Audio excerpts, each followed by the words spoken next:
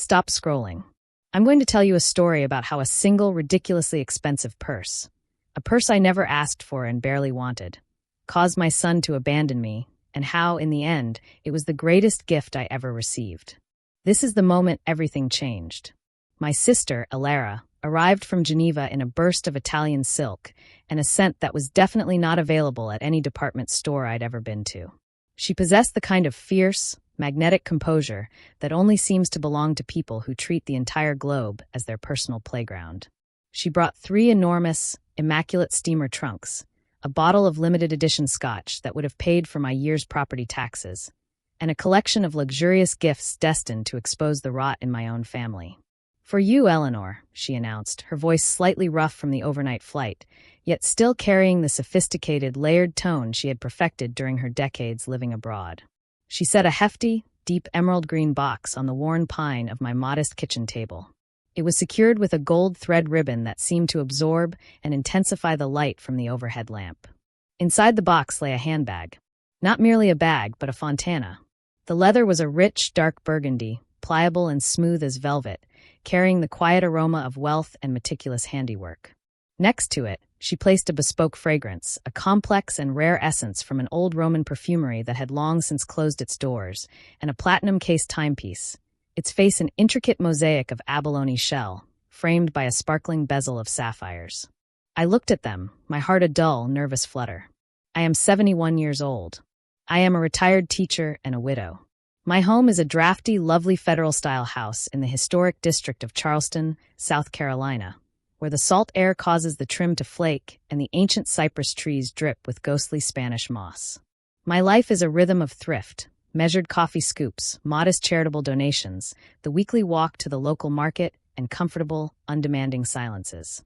"Alara," I murmured, lightly touching the cool, sophisticated surface of the bag. "I truly cannot. Where would I ever take this? My outings are limited to the bookstore and picking up my prescriptions." "You wear it to the bookstore," Alara stated firmly, popping the seal on the pricey scotch with an emphatic snap. "You wear it picking up your prescriptions. You carry it because you are Eleanor Vance, and you deserve to have something incredibly luxurious in your hands that isn't a gardening glove or a stack of medical forms." I didn't realize it then, standing there in the familiar, slightly faded light of my kitchen with my sister. But those items, the burgundy leather, the cut crystal bottle, they weren't just objects. They were a catalyst. They were the ignition that would burn down the carefully maintained, brittle facade of my relationship with my son. My son, Robert, arrived 3 days later.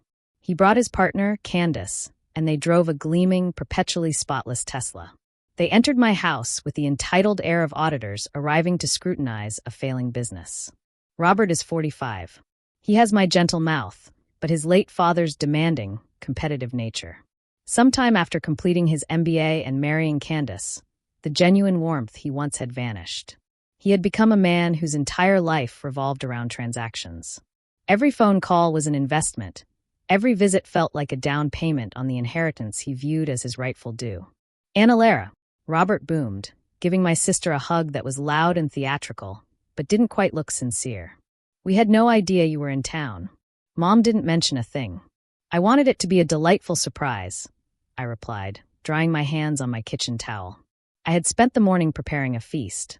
Oyster stew, hoppin' john, baked sweet potatoes. The rich, comforting southern dishes Robert claimed to miss before he started obsessing over his portfolio and his image. Candace glided into the kitchen.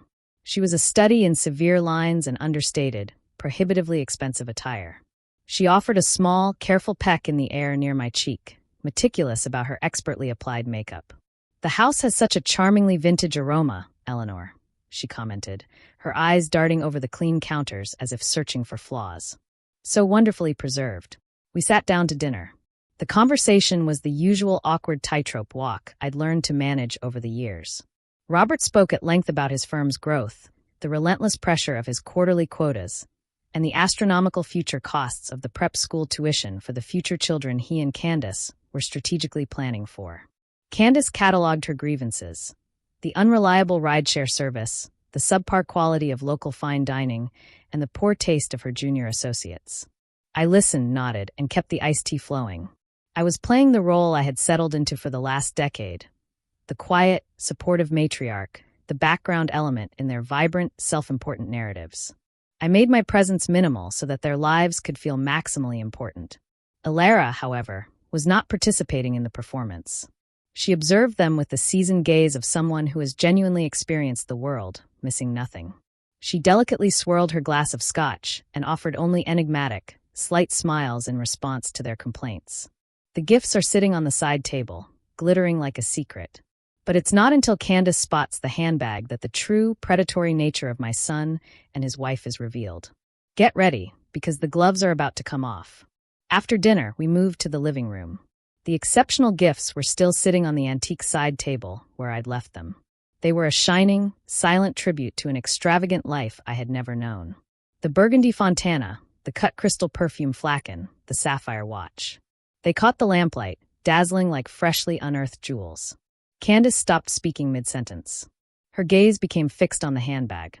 Her reaction was primal and immediate, like a snake sensing warmth. She walked slowly over to the table, her hands clenched at her sides. Is this truly?" she began, her voice tight and hushed, the practiced shield of her professional composure dissolving. "Is this authentic?" "It is," Alara responded from her comfortable armchair, her voice measured and cool. "I acquired it directly from the workshop in Milan last week." Candace reached out and cautiously touched the handle, stroking it with a hushed reverence she had never extended to any person. "My heavens! Do you have any idea what the scarcity is for one of these? It's practically impossible. You can't just walk in and buy them." "I can," Alara simply stated. Robert joined them, standing directly behind his wife and peering over her shoulder. He looked at the watch. "An Audemars Piguet?" he asked, a low, impressed sound escaping his lips. That's a $35,000 watch, Anna Lara. At the very least. It fulfills its purpose better on a wrist than inside a velvet case," Alara commented. "Hence, it is for your mother." The ensuing silence was heavy, charged with unspoken avarice and swift, internal financial calculations. Robert looked at me. He looked at the watch. Then he looked back at Candace, and a silent, terrible understanding passed between them that made me feel instantly sick. "For Mom?" he asked.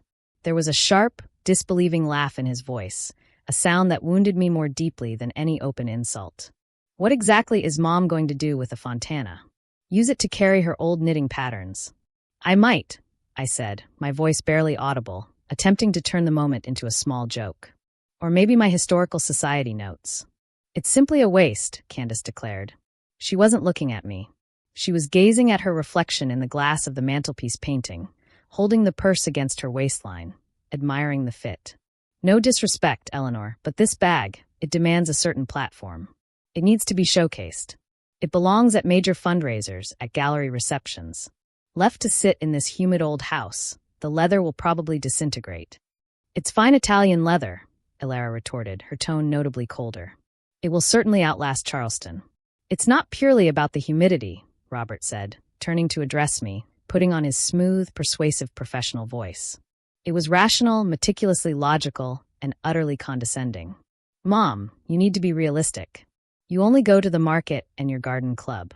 Walking around with $35,000 worth of luxury items on you? It's completely unsafe. You will become an instant mark. You'll get robbed. I am perfectly capable of looking after myself," I said, stiffening my back against the chair cushions. "Are you, Mom?" Robert challenged. The question was not a request for information. It was a clear accusation. "You forgot to update your insurance policy last quarter. You contacted me because you couldn't remember the code for the garage door. You are getting older. You are vulnerable." He walked over to the table and picked up the watch. "And this cologne? Mom, you have used simple rose water since your honeymoon. This scent is smoky. It's too assertive. It isn't you." He started to collect the gifts. He placed the perfume bottle gently inside the open fontana. He slotted the watch case next to it. "What exactly are you doing?" I asked, pushing myself up. My legs felt wobbly, and my heart was beating a panicked rhythm. "We are going to secure these for you," Robert said, his voice reassuring and placating. He used the tone one might use with a petulant child who has been denied a sweet. "We have a monitored, humidity-controlled safe at our home in the city. We will store them there. Candace can occasionally use them for significant social events. It will keep the leather in pristine condition." "And the watch?" I asked. "I will wear it to client meetings." It's a genuine asset, Mom.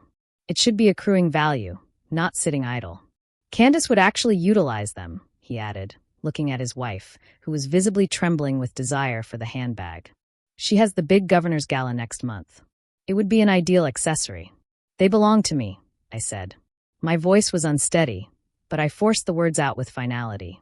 Alara gave them to me, and I am absolutely certain Aunt Alara intended for them to be appreciated, Robert countered, offering a false, strained smile to my sister. Right, Alara? You wouldn't want them locked away in a closet. Alara rose slowly. She placed her glass down on the wooden side table with a distinct, deliberate clink. She walked directly up to Robert and stood eye to eye with him. She is small, only 5 feet 4 inches, but at that moment, she projected the stature of a towering figure. I gave them to your mother, Alara said, her voice dropping to a low, perilous register. Not to your wife, and certainly not to you. Put them down. Robert let out an awkward, tight laugh. Come now, Alara. Don't be so melodramatic. We're just being sensible. Mom has no need for these items. They're almost ridiculous on her. It looks like she's trying to be someone she's not. He looked at me then, his eyes silently demanding my surrender, begging me to play my usual role. Mom, please tell her. Tell her you want us to keep them safe. Tell her you'd prefer Candace put them to some good use. He paused. He expected me to cave. He expected me to do what I had done for 4 decades.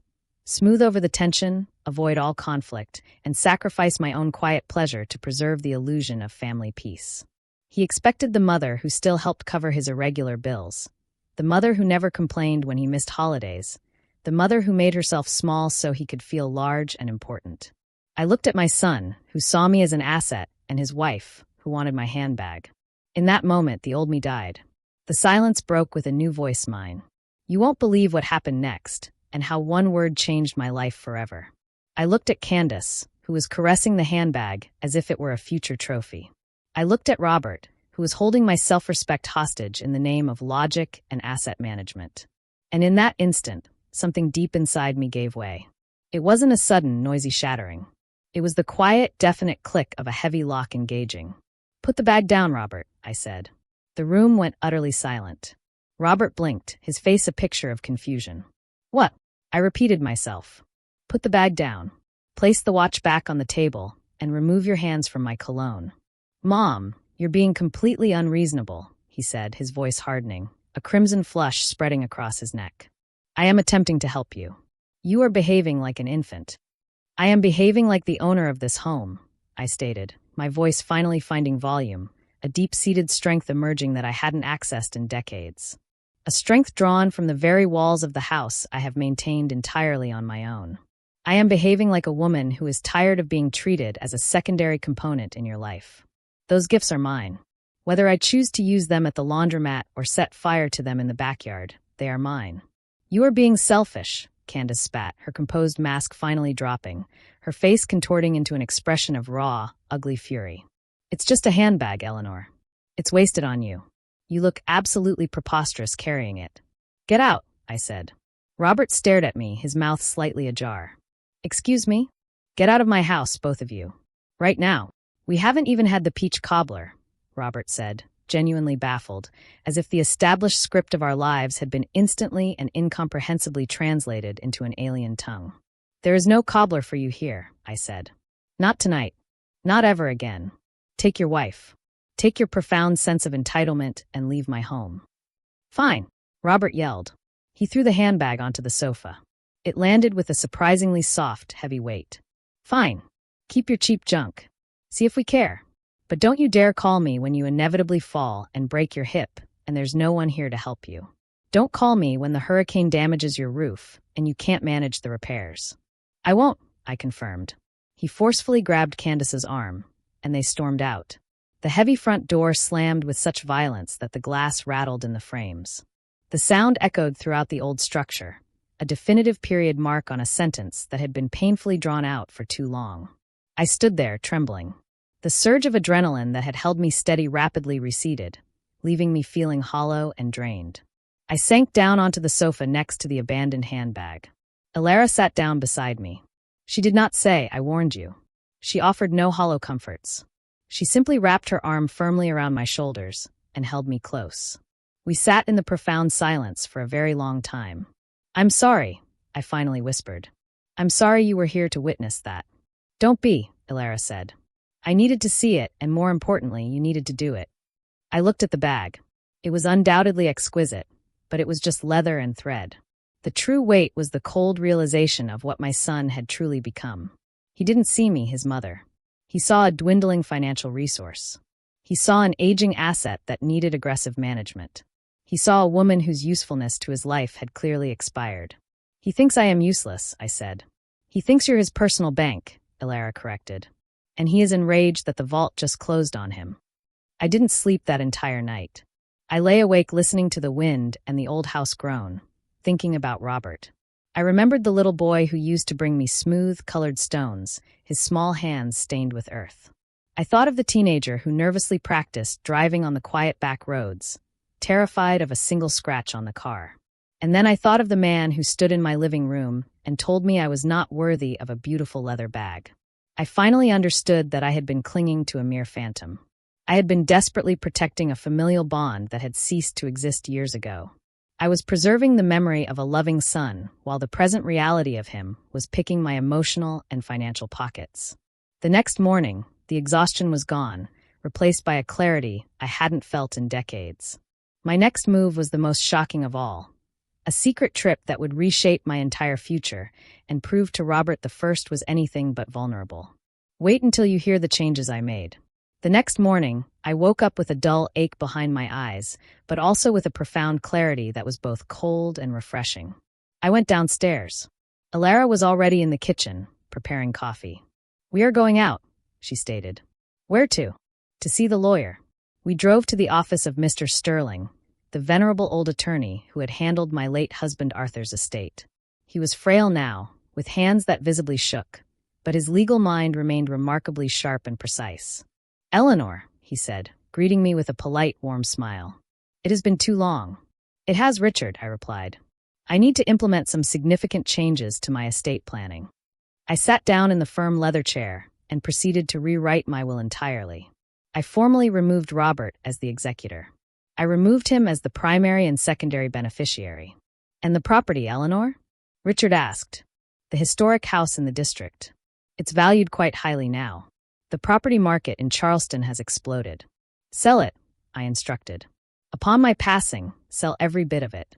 The entire proceeds are to be directed to the College of Charleston's School of Arts and Humanities, for a new endowment in my name. A scholarship specifically for women who are starting their education late in life, for women who genuinely need a second, self-made opportunity. And Robert, leave him the original family photo album," I said. "He requires a reminder of the past more than he needs my money." When we exited the attorney's office, I felt an incredible lightness. The house was no longer a symbol of my imprisonment. It was simply a collection of wood and brick. And my money was no longer a lump sum of inheritance waiting to be aggressively claimed. It was my remaining life, waiting to be fully lived. "Now," Illara said as we got back into the car, "we have a final destination." "Where is that?" "The airport." "You're leaving?" I asked, a small moment of familiar panic constricting my chest. "No," she smiled, a genuine, joyful expression. "We are leaving. I secured us 2 tickets to Rome. Business class. We depart this evening." "I can't," I automatically responded. "The house, the garden. Who will look after the camellias?" "The house will stand," Illara said gently. "The garden will continue to grow. You have dedicated 40 years to nurturing roots, Eleanor. Now is the moment to turn your attention to the sky." I thought of the suddenly empty house. I thought of the overwhelming silence. I thought of Robert, waiting for me to break. Waiting for me to issue the expected apology. Waiting for me to shrink back into the non-threatening shape he had found convenient. "Okay," I said. "Let's go." We went back to the house. I packed a small bag. I packed the Fontana. I packed the watch. I packed the perfume.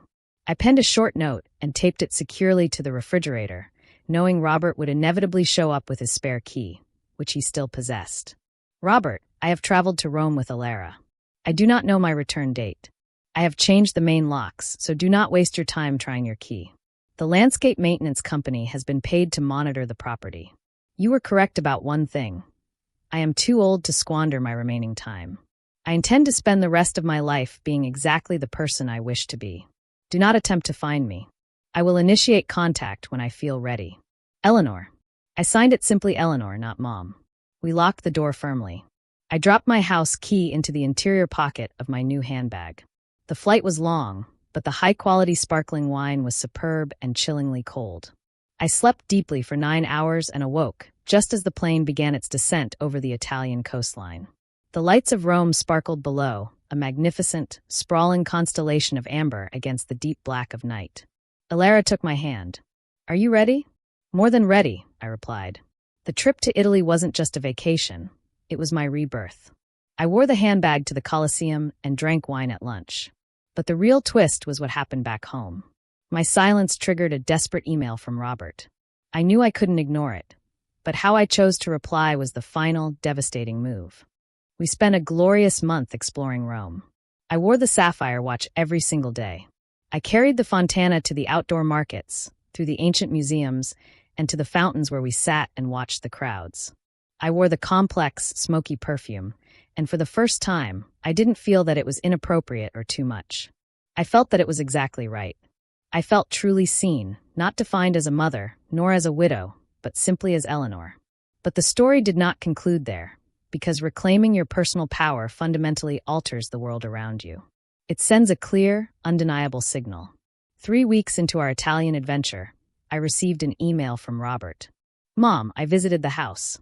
The locks are changed. Where in the world are you? I read the note. I honestly don't understand. Are you truly all right? Candace is absolutely furious. She claims you are being intentionally cruel. She urgently needs some documents from the filing cabinet. Please call me. I am worried sick. I read the email while seated at a quaint cafe table in the Trastevere district, savoring a flaky, sugar-dusted pastry that crumbled delightfully when I bit into it. I took a slow sip of my perfectly frothed cappuccino. I did not reply. A week later, another email arrived. Mom, I sincerely apologize for the inexcusable things I said about the handbag. It was foolish. Things here are rapidly deteriorating. The firm is aggressively restructuring. Candace and I are having major difficulties. I just need confirmation that you are safe. Please. I allowed that email to sit unanswered for 2 full days. Then I composed my reply. Robert, I am safe. I am content. I am eating better food than I have consumed in years. I am sorry to hear about your difficulties. I hope you can find a suitable way to navigate them.